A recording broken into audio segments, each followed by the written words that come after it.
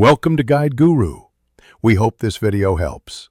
You begin by making sure your source material matches the resolution you want. Imovie locks project size to the first clip. Create a new movie, then immediately drag your high-res clip into the timeline. This sets the project dimensions. Once done, trim or arrange other clips, but keep that original clip first.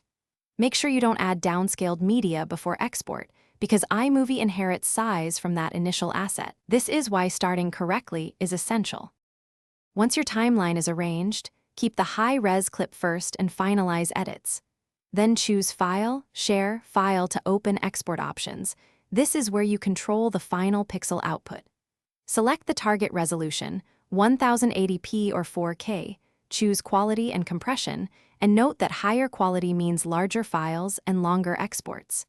Make sure to preview frame rate expectations. iMovie will export at the resolution and settings you choose here, which is the only reliable way to change output size. Finish by clicking Next, naming your file, and saving. iMovie will render based on the export choices you made. After export, check the file in Finder. Get Info shows dimensions so you can confirm success. If the resolution is lower than expected, it usually means the first timeline clip was lower quality. Replace that first clip with a true high-res source, make sure no oversized effects downscale, and export again. That single troubleshooting step fixes most problems. Thanks for watching. Consider subscribing if we helped you today.